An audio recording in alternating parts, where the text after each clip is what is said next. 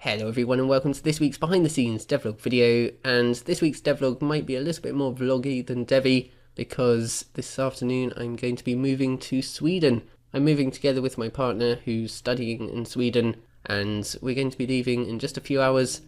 We've got quite a long drive ahead of us, and then we're going to be getting the ferry overnight, so we'll be arriving early tomorrow morning in Sweden. So I need to finish packing all of my computer stuff and my plants, of course, and then in a couple of hours I'm going to be setting off.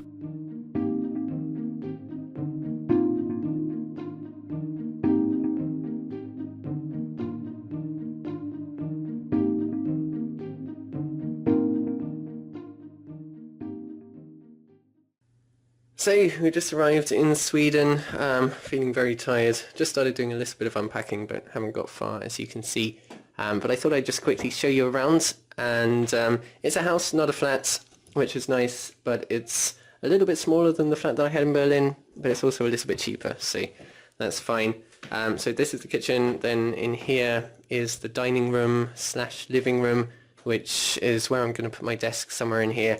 I haven't decided where yet. Also, I don't actually have a desk yet, so I need to get that later today. And then upstairs there's just a bedroom and a bathroom. And out here, as you can see, we have quite a nice garden, which I'm very happy about. I'm going to be able to grow many more plants than I could in Berlin on the balcony. But now I need to go into town because, as I mentioned, I need to get a desk. And seeing as I'm in Sweden, I know exactly where I can go and get that.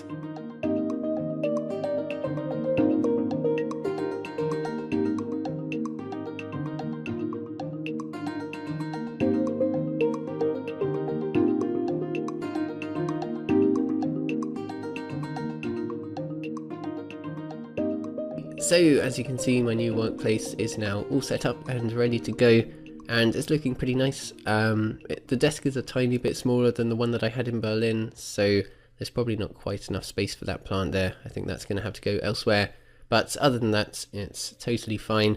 I'm probably not going to start development until tomorrow because I've got a few more things that I need to sort out with the house this afternoon. And also, it's such nice weather at the moment, so I want to get outside and have a quick look around my new town.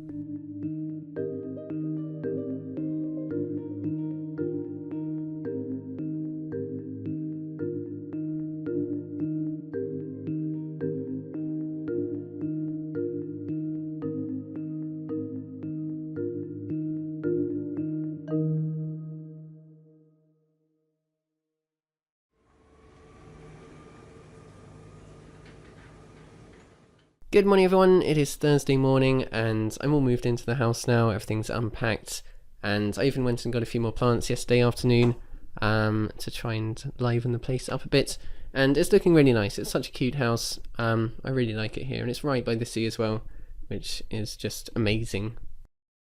Anyway, today I'm finally getting back to my usual working schedule for Equilinox and for the devlog videos after quite a long time off.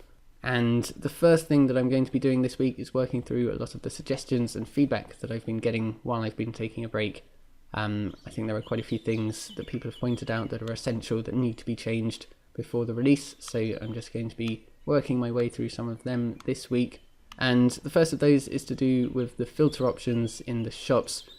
Quite a few people have mentioned that it would be very useful to be able to filter the species by which biome they can live in, so that if you're trying to create a certain biome, like a jungle biome, you can very quickly see which plants and animals you can have in that biome. And I actually started implementing this a bit last week, so the filter options are pretty much already working for that, as you can see here. But I've still got a little bit more work to do on that, and that's what I'm going to start off with this morning.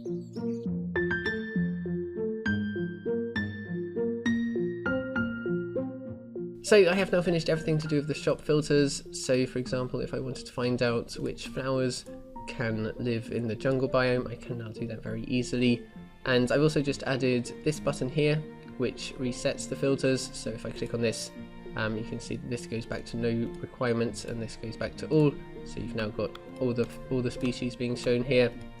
And one other thing that I just did in the checklist, which shows everything that you've unlocked in the game, I've now ordered these lists alphabetically, so it's a bit easier to find something if you're looking for it. This afternoon I want to update something that I probably haven't updated for a couple of years in Equilinox, and that is the rocks and the stones, because at the moment every time that you place a rock or a stone into the world you get the same exact model every time, and I want to make it a little bit more random. Firstly, I looked into randomly generating the mesh every time that you place a rock, but I thought that would probably be a little bit overly complicated for what I need it to be. I mean, it's such a small part of the game, I don't really want to spend multiple days working on it. So instead what I've decided to do is to create multiple models for each type of rock and stone, and then when you place the rock into the world it chooses one of those models at random to use. So I started doing that for the stones here, and I've now got quite a nice selection of different stone models. So I finished implementing the randomizing of the stones into the game now, so you can see that whenever I place a stone into the world I get a different one of those models that I made earlier. It just chooses the model at random, so you now get quite a nice variation of stones. And obviously sometimes the model's going to repeat because I didn't make infinite models, but I think it's still quite a bit nicer than just having the same model every single time.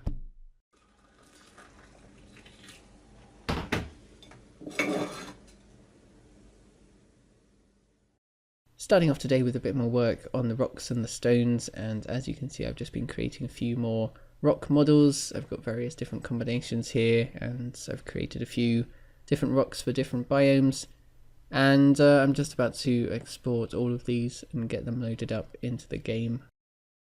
20 past 11 now, and I have now completely finished updating all of the rocks and stones in Equilinox, and you can see them being demonstrated in the world here.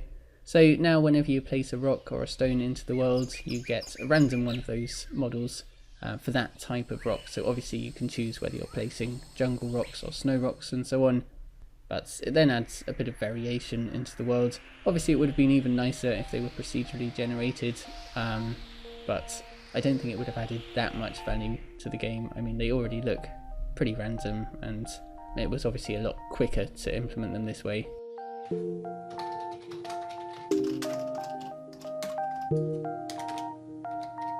So sticking with the rock theme this morning, someone pointed out to me recently that sometimes plants can spawn inside of rocks, and then it's impossible to click on the plant because the rock's so big that it basically covers it. So I've now made it impossible to place anything where there's a rock. As you can see here, it just won't let you place it, and it's also now impossible for anything to spawn inside of a rock. And this was just easily implemented by having a quick check to see if there are any rocks nearby, and if there are then it tests with the bounding box of the rock to make sure that it's not too close.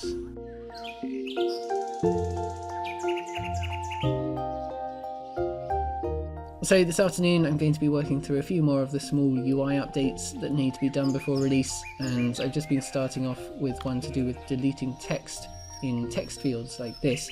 So up until now, if you wanted to delete this text, you'd have to press the backspace key every time for every character in order to delete it all, when obviously it would be much easier if you could just hold down the backspace key and have it delete it automatically. So that's what I've implemented now. So when you press the backspace button, it deletes one character, then it waits a bit, and then if you're still holding it down, it will start deleting the rest automatically until you let go of it, like this. Coming up to 4 o'clock now, and I've just finished off another UI update, which is to do with how much information you can see about locked species. So previously it was possible to just see all the information you wanted about any species. You could just click on a locked species and it would bring up the information panel for it.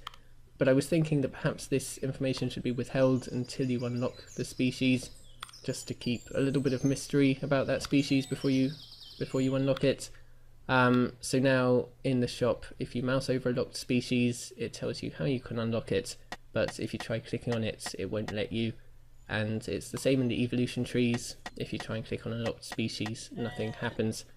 And I just thought it made a little bit more sense this way. At the same time, it's kind of nice to be able to see all the information about a species that you're trying to unlock, but I thought maybe it's a bit nicer that when you unlock a species, you then get to find out all the information about it. You get to see the 3D rendering of it, and I just thought it made a bit more sense like that. But let me know what you guys think about it. I can always change it back if necessary. Just finishing up for the day now. I just had to fix a few little bugs to do with the options menu in the game, but I'm just about to go and catch a train into the city where I'm going to meet a few friends for dinner.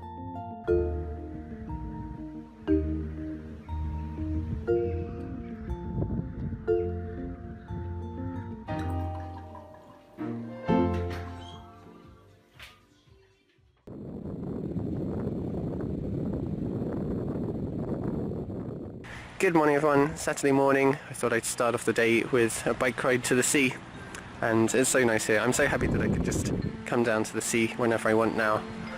It's something that I've been looking forward to for a long time. Ever since I knew that I was going to move to Sweden, I've been looking forward to doing this, and especially during the time that I was ill a couple of months ago, this was what I was always looking forward to, and I just kept thinking, even though things are pretty bad now, in a couple of months I'm going to be healthy again, I'm going to be in Sweden, and I'm going to be able to go for bike rides by the sea. And here I am, so I'm really happy to be here.